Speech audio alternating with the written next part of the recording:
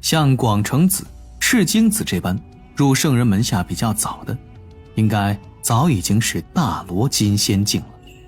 大罗金仙也算金仙，大罗乃自身之道圆满之意，小劫不毁，大劫难逃。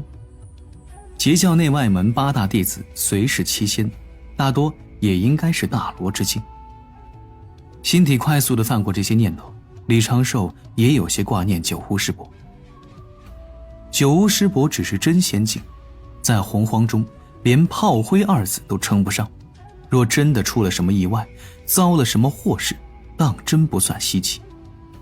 洪荒便是这般凶险。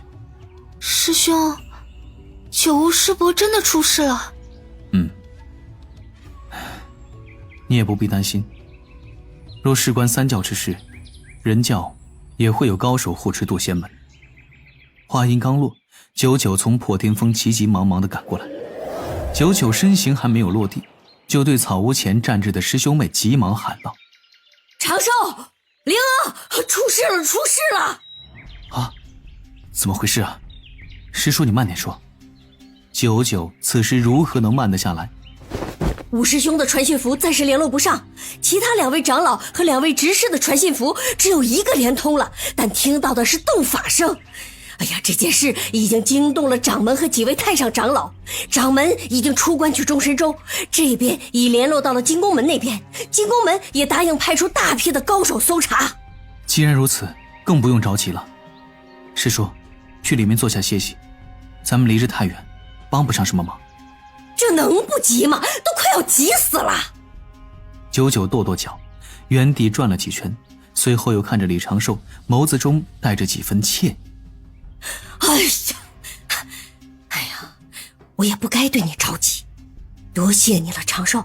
若非你做梦梦到，恐怕事情会更糟。九巫师伯与我交情深厚，此事不必对我道谢。但是师叔你切记，后面还是要说是师叔你做梦梦到的。我知道。九九注视着李长寿。其实有件事还是想麻烦你。啊？什么事啊？能不能再睡一次，看能否再做个梦，梦一下那边怎么样了。我知道这个有些强你所难啊，做梦这种事儿呢也是靠感觉碰运气，但是这好，我这就试试能不能梦到。灵儿，你先陪着师叔，让师叔不要太焦急。多谢你了，小瘦瘦。九九低声道了句，面色因为焦急而有些憔悴。李长寿应了一声，低头朝着自己草屋而去。灵儿向前挽住九九的胳膊，轻声安慰。李长寿当然是梦不到什么，他也只是回屋之后躺在床上，静心分析了一阵渡仙门可能遇到的麻烦，以及此事稍后可能会有的发展。担心这种情绪在李长寿的眼中其实是最无用的，还不如倒数第2、第3的上头和无能狂怒。而这一次李长寿也没有想到，他也算是暗中救了九巫和门内的2位长老。在毒丹被动用之后，李长寿很快就通知九九，而九九和九师发觉九巫有可能出事，立刻通知了门内。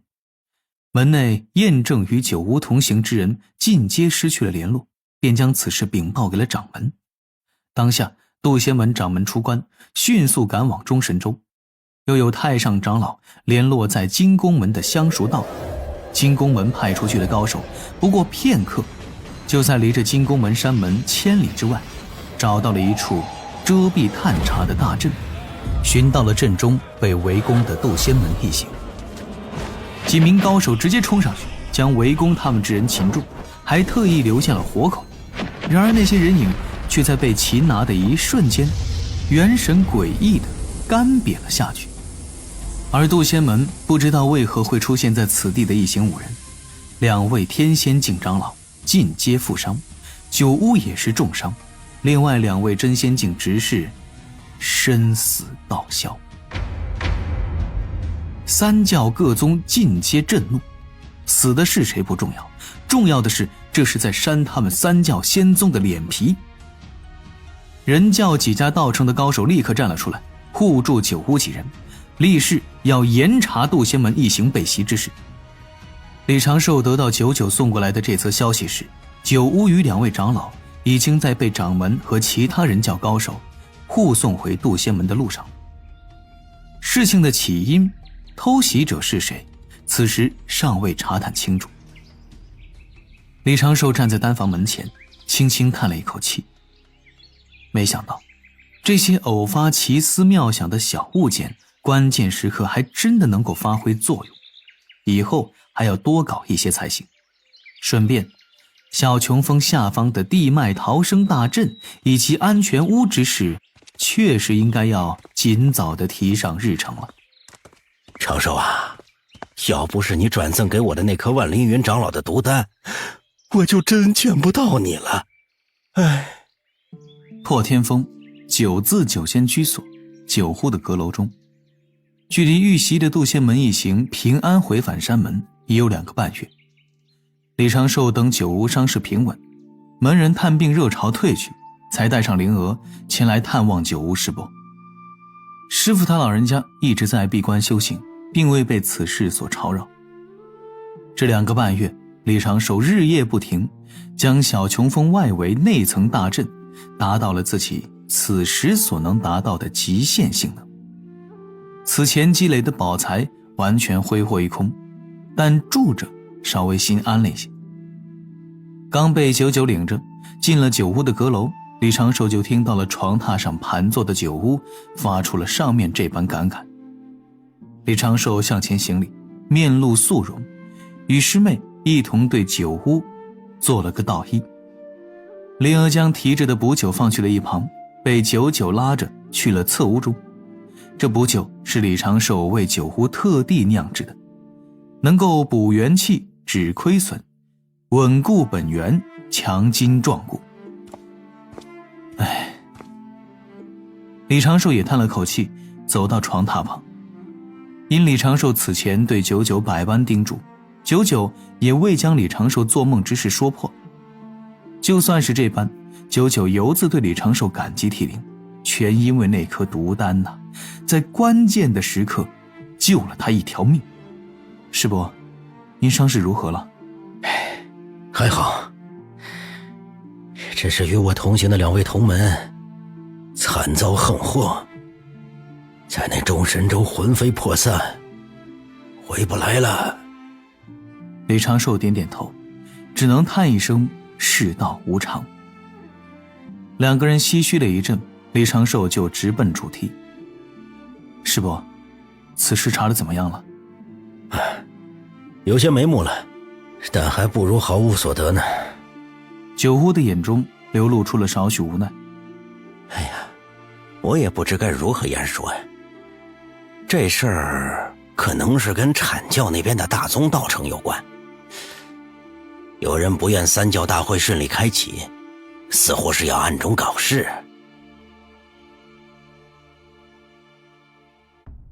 李长寿的心底暗道一声，这事必然没这么简单，但是他也并未多说什么，只是叹了一口气。这事牵扯的当真是太大了。可不是啊。长寿，说回你那毒丹，师伯可是想要再要2颗防身？啊，不错，师伯可以用仙宝仙丹，你所想的任何宝物来交换。李长寿却缓缓摇头，面露正色。上次给师伯你的毒丹，其实是万凌云长老赐下的，让我琢磨炼丹之法所用。师伯不如去找万凌云长……师伯，我传声于你。嘀嘀咕咕如此这般，9屋很快就点头答应一声，面露思索。虽万凌云长老确实是凶名在内，但那毒丹的强悍用过一次方才知晓。有时保命的仙丹是一条命，能杀人的毒丹也是一条命。好，稍后我就带诗诗一起去拜见这位万凌云长老啊。李长寿轻轻颔首，随后便想起了万凌云长老自创神通之事。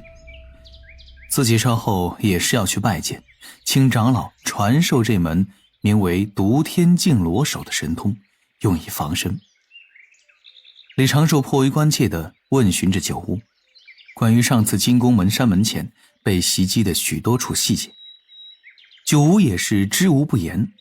而当李长寿问及他们5人为何要暗中外出时，酒屋传声道：此事我只对掌门和长老他们说起过，门内也下令不准外传。这要不是你啊，我肯定不开口。